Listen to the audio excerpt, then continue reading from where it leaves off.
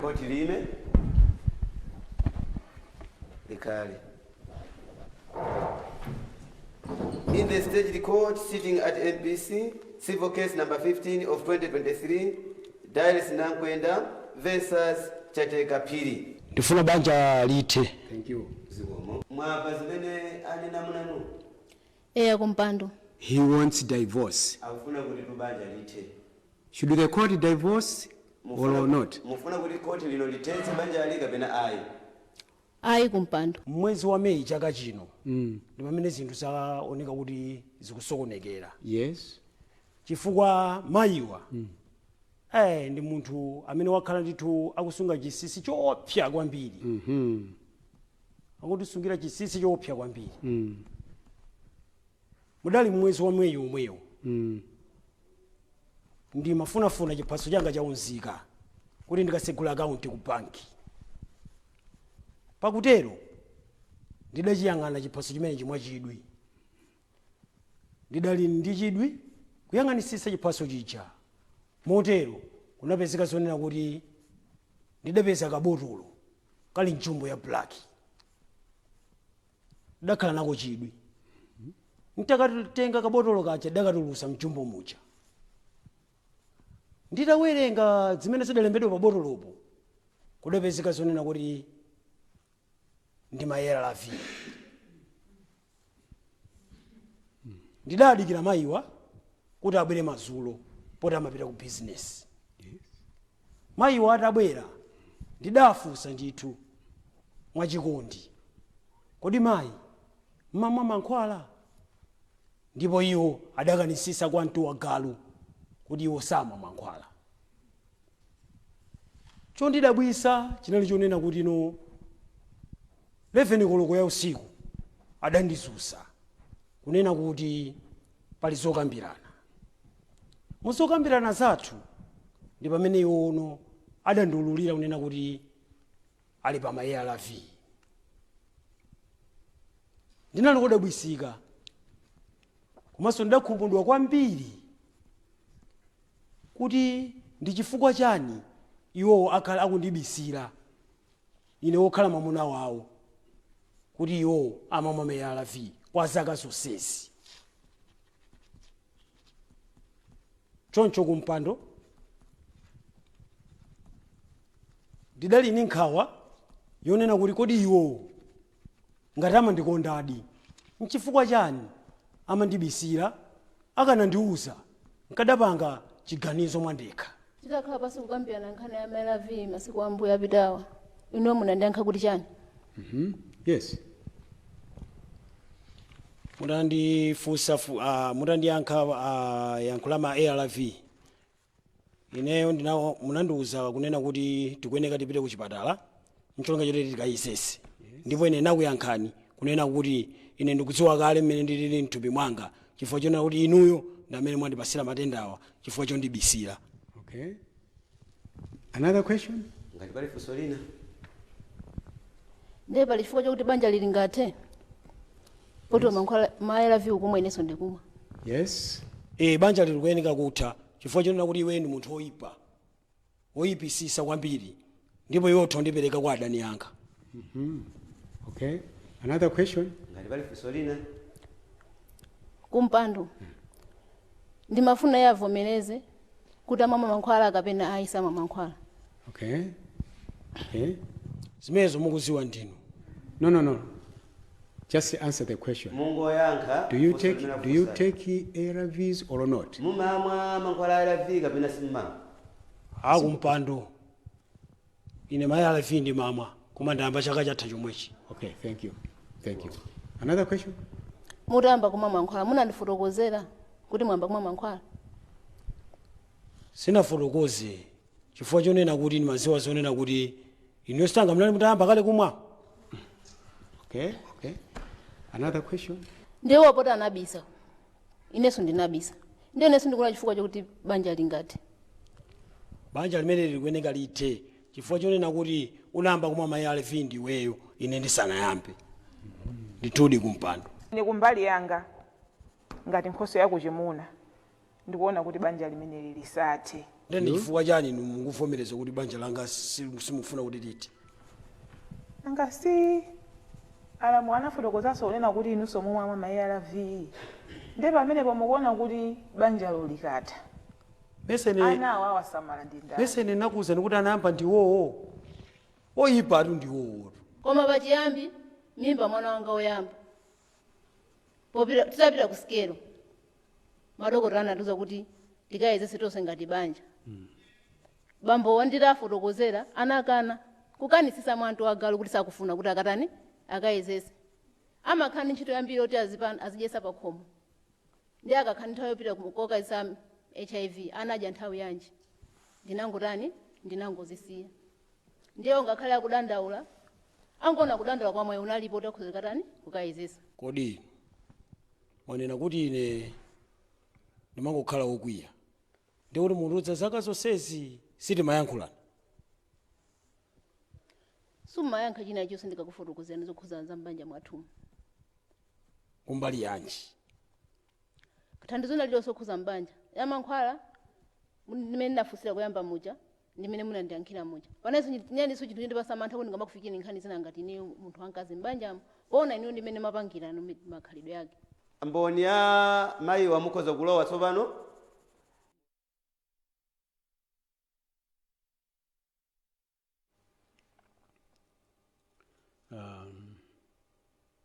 Witness.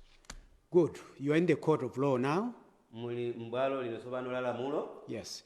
So are your names William Ngwata? Inu ndina William Ngwata.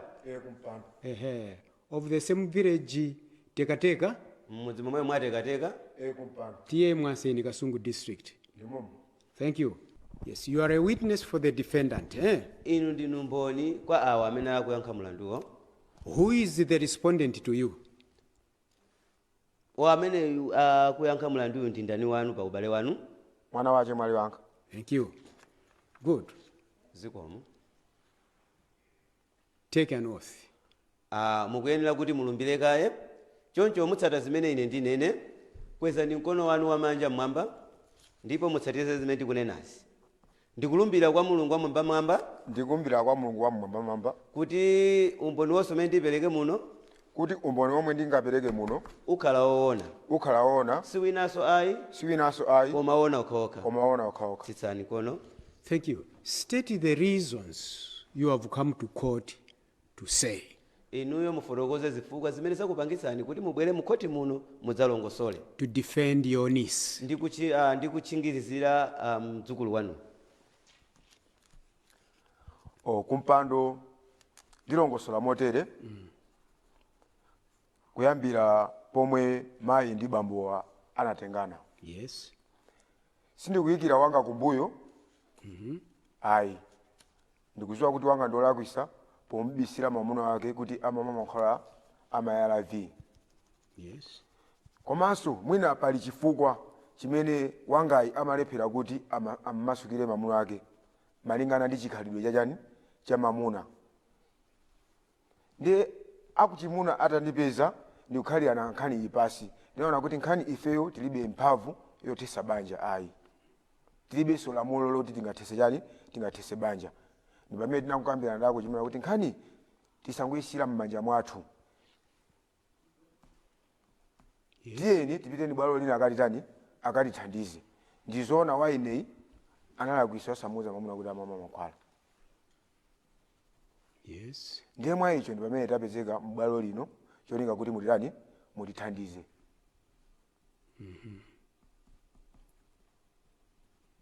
Zikakhala zovuta sizimalephera m'banja anthu amayenera kukambirana. Koma pa nkhani iyo ya ma ARV ndiye sikuti pakana kachite kuyalusana kuti wanga amamwa ma ARV pamene boso anamphera chani anamphera ufulu. Ndiye mwa ichi zambiri ndilibe ndingosiya kwa inu kuti mutithandize tione kuti sitha bwanji. Koma ife tilibe mphamvu yothesa chani yothesa banja. Ndi momwemo kumpando. Thank you very much. Zikomo kwambiri. The plaintiff stand up. Inodandaula tayimilirani. This one is an advocate for your wife. Amene wandimboni kwa akazi wanuwo. Any question on what he... Nkutheka kuti mwina muli ndifunso pa zimene mboni yanena. Kumpando ndilibe funso. Thank you. Zikomo. Sit down. Khalani basi. The respondent, stand up. inu oyankha mlandu tayimirirani. Maybe there is a certain area you want to remind your uncle, or if it is okay, okay. Nkutheka kuti mwina nkulankhula kumene amalankhula ankolo wanu amalume anuwo pali pena pake mwina ayiwala pang'ono ngofuna kuwakumbutsa zimene zinachitika kapena ngati zili bwino munenaso kuti ayi palibe kuonjezera kapena kutsutsapo. kumpando ayankhula bwino. Thank you. Sit down. Khalani basi. The witness, you can retire. Mukhoza kutuluka mu chitoko simo. zikomo kwambiri kumpando. Thank you.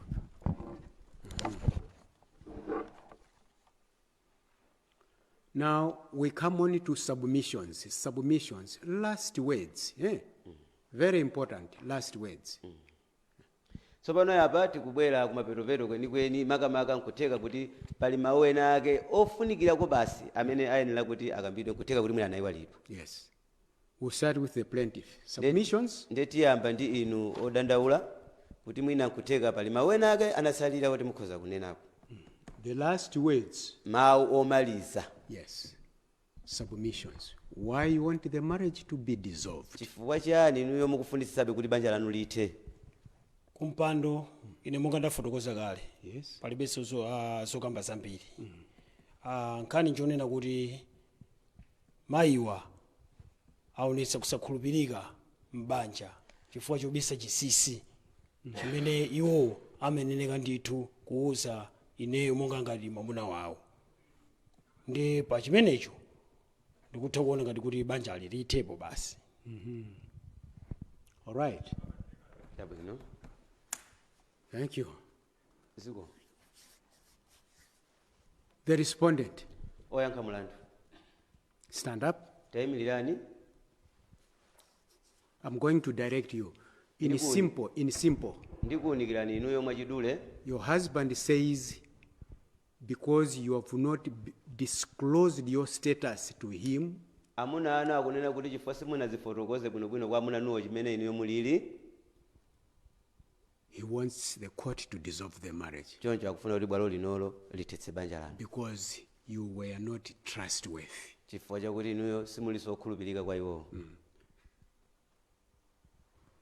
What did you say? Inuyo no ndiye mufotokozepo mwina muti chani. Submissions. Your last words. Kuthekaso mwina muli ndi mawu ena ake omaliza amene mukaonetsa kuti munene. Tell the court. Uzani bwalo lino live. Yes. chimene chikakamira amuna anga kuti banja lithe.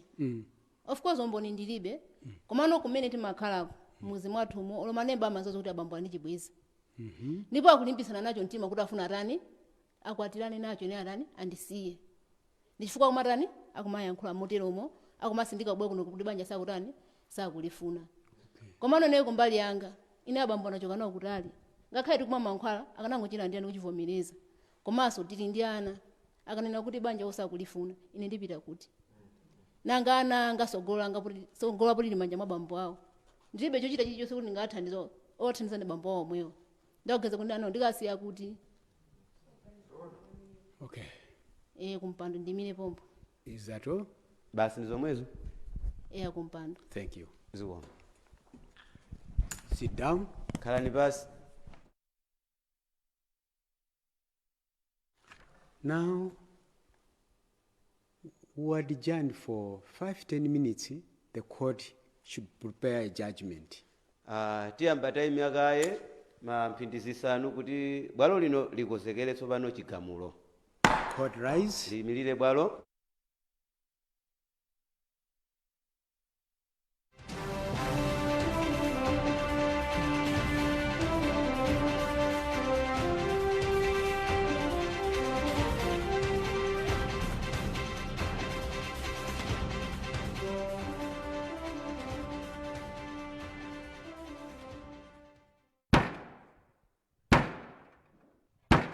Bwalo lime likale. Thank you. It's now time for judgment. Zikomo kwambiri. Tsopano nthawi ino ndi nthawi ya chigamulo. Please listen very careful. Chonde tipempha kuti mumvetsetse mwachidwi. Because we have looked at the laws. Chifukwa tsopano tayang'ana malamulo athu. What does the law say about issues that have come out in this case. potsata kuti kodi lamulo limati chiyani maka ngati mu nkhani imene yachitika mu banja ili. Good.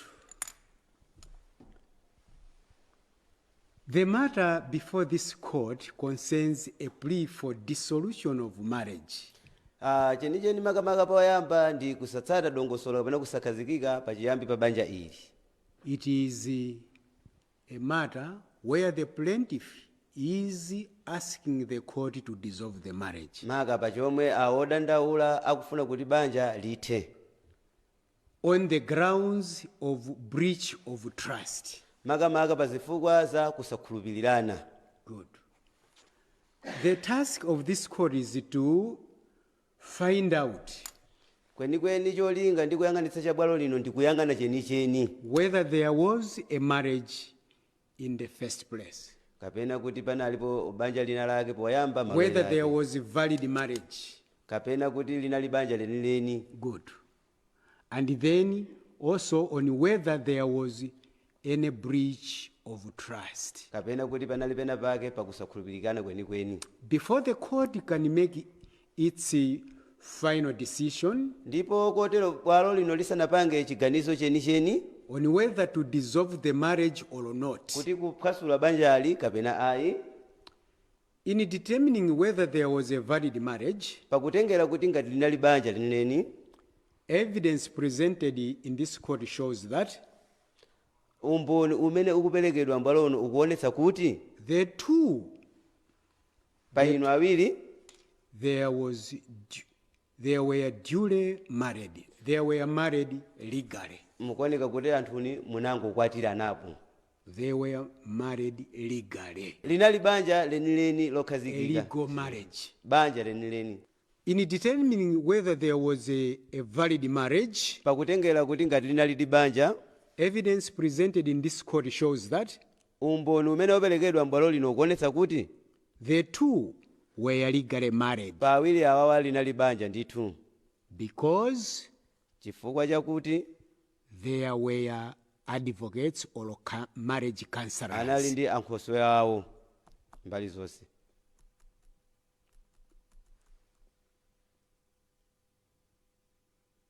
From both sides, kuchokera kumbali zonse, which means that this was a customary marriage. zomwe zikusonyeza kuti linali banja ndithu lotsata miyambo. Good. In terms of whether there was a breach of trust pakutengera kuti ngati panali kusowa kwa chikhulupiriro between the two, pa awiriwa, this court finds that bwalo lino likupeza kuti both the husband and wife, amayi ndi abambo omwe they were not open to each other. panalibe amene anali omasukirana kwa nzake. The wife knew her status amayi anadziwa chomwe wali kumbali yawo and decided to keep it a secret ndi kungoganiza zoti wangobisa chisisi chimenechi from the husband. kuchokera kwa amuna awowa. For all the 5 years they have been married. pa zaka zonse zisanu zomwe akhala m'banjali. Likewise, the husband came to know chimodzimodzinso awo abambo atadzadziwa that he was living with HIV. kuti iwo ali ndi kachirombo koyambitsa matenda aedzi That was last year. kuti chaka chatha chimenecho, And he also decided to keep it a secret nawonso anangoganiza zongobisaso chisisi chimenechi from his wife. kwa akazi wawo. It now becomes difficult tsopano apa chikubwerano chipsinjo for the court to understand kuti no bwalo tsopano limvetsetse why the plaintiff wants to divorce his wife. kutito tsopano bwanja abambowo akufuna kunena kuti bwalo lino ligamule kuti palibe banja For keeping a secret pakusunga chisisi her health conditions. pathupi lawo. Yet he himself has also been doing the same. pamwenso iwonso akuchitanso zomwezo odandaulawo zobisa chisisicho. Good. This court realizes the importance of respect for privacy bwalo ilili lazindikira tsopano pakusunga ndi kusungirana ulemu mwapaderadera as a human right issue. monga ufulu wa munthu.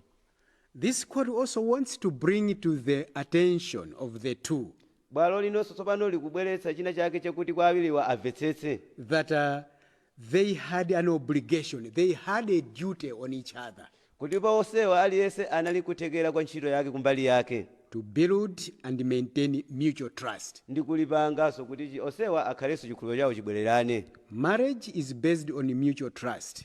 banja limakhazika makamaka pakutengera kwa awiri kukhulupirirana ndi kumvetsetsana between the husband and the wife. pakati pa amayi komanso abambo. And that one of the things marriage partners need to bear in mind choncho zenera kunena kuti pawina kuti adziwe mutu mwake chimaganizo chimene anganena kukhala nacho concerns sharing problems po kugawirana mavuto, kuthandizana or challenges, olo zopsinja zina, be they financial matters, kaya zokhuzana ndi zachuma, moral matters, mavuto wena akangokhala nawo mutu, spiritual matters, zauzimu, or even health problems. komanso ngakhale zaukhondo.